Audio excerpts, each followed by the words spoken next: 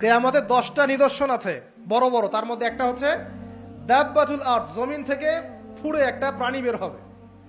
আর এখন মানুষ এগুলো বিশ্বাস করবে না আমি জানি, 2 দিন পর নাসা যখন বলবে তখন বিশ্বাস করবে। কথা কি বুঝতে পারছেন? তবে প্রাণী এই পৃথিবীর নিচে আছে।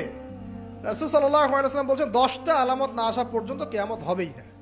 তার মধ্যে একটা হচ্ছে দাব্বাতুল আরদ, জমিন থেকে একটা প্রাণী বের হবে, এবং এই প্রাণী শুধু বেরই হবে না, মানুষের সাথে কথাবার্তা বলবে। এবার মানুষের সাথে কথা বলবে প্রাণী। বিশ্বাস করছেন? এখন বিশ্বাস করছেন না জানি, কিন্তু প্রাণী মানুষের সাথে কথা বলবে। আল্লাহ পাক বলাতে পারেন না? পারেন।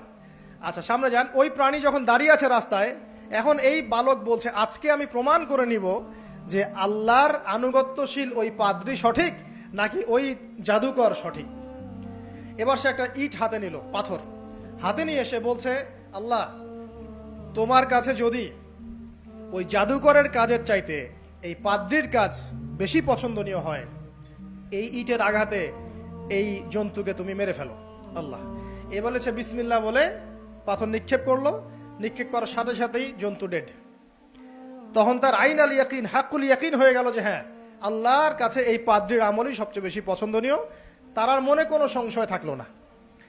কিশোর মানুষ না, কতটুকুই বা বোঝেন নাই? এবার তার মধ্যে একটা ইয়াকিন চলে আসলো এবং সে পরিপূর্ণ মুমিন মুসলিম হয়ে গেল। এবার যখন সে রাজ দরবারে যায়, তার কাছে পেশেন্ট আসে, মানে একজন মানুষ এসেছে, সে বলছে যে আমার চোখে সমস্যা। সে চোখে হাত দেয়, হাত দিয়ে বলে যে আপনি আল্লাহর প্রতি ঈমান নিয়ে আসেন, আমি আল্লাহর কাছে দোয়া করব, চোখ ভালো হয়ে যাবে। এভাবে পেশেন্ট আসে, সে বলে আল্লাহর প্রতি ঈমান নিয়ে আসেন, আমি দোয়া করব, ভালো হয়ে যাবে। এভাবে আস্তে আস্তে তার নাম এবং খ্যাতি ছড়িয়ে পড়তে লাগলো। যেই তার কাছে আসে সে বলে আগে মুসলিম হন, ইমানদার হন, আল্লাহর প্রতি বিশ্বাস করেন, আমি দোয়া করব, ভালো হয়ে যাবে। চোখ অন্ধ ভালো হয়ে যাচ্ছে, কুষ্ঠরোগী ভালো হয়ে যাচ্ছে, হ্যাঁ, প্যারালাইজড রোগী ভালো হয়ে যাচ্ছে, আলহামদুলিল্লাহ। নবী ঈসা আলাইহিস সালাম এমনটা করেছিলেন না? আল্লাহ পাক চাইলে করতে পারেন। একদিন ওই রাজ দরবারের একজন মন্ত্রী আসছে, এবার ওই রাজার একজন এমপি সাহেব, তার চোখে সমস্যা, সে আসছে, এসে বলছে যে আমার এই চোখের সমস্যা, আমার চোখটাকে ভালো করার দরকার, তোমার কাছে কোনো ওষুধ আছে নাকি? সে বলছে যে আপনি আল্লাহর প্রতি ঈমান নিয়ে আসেন, আমি আল্লাহর কাছে দোয়া করব, আপনি ভালো হয়ে যাবেন। এবার সে আলহামদুলিল্লাহ ঈমান নিয়ে আনলো এবং সে ভালো হয়ে গেল। এই ভালো হয়ে যাওয়ার পরের দিন যখন সে আবার ওই পার্লামেন্টে গিয়েছে আর কি, ওদের তৎকালীন রাজদরবারে, এবার রাজা ওকে দেখে বলছে যে তোমার তো চোখ অন্ধ ছিল, কিভাবে শেফা লাভ করলে? তো সে বলে না কিভাবে শেফা লাভ করলো, সে বলতে চাচ্ছে না, কারণ সে আজ করছে যে বললে সমস্যা হবে। তো এক পর্যায়ে তাকে খুবই পিটুনি দেওয়া হচ্ছে, রিমান্ডে নিয়ে গিয়ে কঠিন মাইট দেওয়া হচ্ছে। এক পর্যায়ে সে মারের যন্ত্রণা সহ্য করতে না পারে বলে ফেললো যে ওই বাচ্চা, তার কাছে গিয়ে আমি আরোগ্য লাভ করেছি এবং সে আমাকে বলেছে যে তার রবের প্রতি ঈমান নিয়ে আসতে, তাহলে আমি শেফা লাভ করব। এই বাচ্চা এখন বলছে ফেরাউনের মতো যে আয়না রব্বুকুমুল আ'লা, আমি তো তোমাদের রব।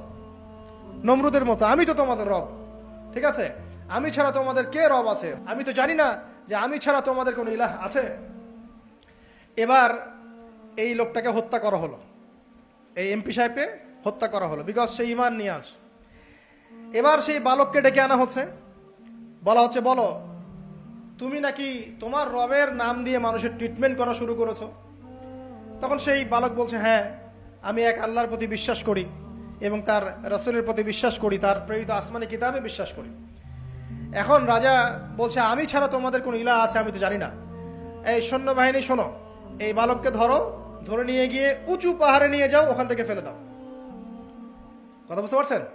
এবার তাকে নিয়ে যাওয়া হলো, ক্রস ফায়ার দেওয়া হবে, এবার উপরে নেওয়া হয়েছে, একদম পাহাড়ের উপরে। এবার ওই বালক উপরে উঠে একটা দোয়া করছে, এই দোয়াটা সবাই শিখে নেন। ওই বালক উপরে উঠে দোয়া করছে আল্লাহুম্মা কফিনিহিম বিমা শি'তা, আল্লাহুম্মা কফিনিহিম বিমা শি'তা, আল্লাহুম্মা কফিনিহিম বিমা শি'তা। পাহাড় থরথর করে কাঁপা শুরু করলো এবং ওই সৈন্যবাহিনী পাহাড় থেকে পড়ে গেল, বালকের কিচ্ছু হলো না। আমি কিন্তু বানোয়াট কোনো গল্প বলছি না, এটা কোরআন থেকে বলছি এবং এটা তাফসীর। আপনি যে কোনো তাফসীর পড়েন, মারিফুল কোরআন, তাফসীর ইবনে কাসির, জালালাইন পড়ে দেখেন, জাস্ট পড়ে দেখেন আমার সাথে ডিবেট করার আগে। এবার সে বালক হেঁটে হেঁটে চলে আসলো রাজদরবারে। আবার কি ব্যাপার, তুমি মরো নাই? না, আল্লাহ আমাকে বাঁচিয়েছেন, আমার রব আমাকে বাঁচিয়েছেন। আবার পাঠানো হচ্ছে আরেক দল সেনাবাহিনীকে নিয়ে, যাও এবার ওকে সমুদ্রে নিয়ে যাও, সমুদ্রের মাছ সমুদ্রে ডুবিয়ে দিবে একদম। আবার সে ওখানে গিয়ে বলল আল্লাহুম্মা কফিনিহিম বিমা শি'তা, হে আল্লাহ, অর্থ হচ্ছে হে আল্লাহ আমার বিপক্ষে যারা আছে আপনি যা দিয়ে ইচ্ছা ওদের বিরুদ্ধে আমাকে সাহায্য করেন। অর্থটা হচ্ছে এমন, আল্লাহুম্মা কফিনিহিম বিমা শি'তা, আল্লাহ আপনি আমার জন্য যথেষ্ট হয়ে যান, ওদের বিরুদ্ধে আমার জন্য যথেষ্ট হয়ে যান, যা ইচ্ছা তাই দিয়ে আপনি হেদায়েত করুন, মানে আমাকে হেফাজত করুন। ঠিক আছে, আল্লাহুম্মা কফিনিহিম বিমা শি'তা, ছোট্ট দোয়া। এবার ওই সমুদ্র উত্তাল হওয়া শুরু করলো এবং ওরা জাহাজ থেকে পড়ে গেল। এই বাচ্চা সেফলি আবার চলে আসলো রাজদরবারে। বিশ্বাস করছেন না?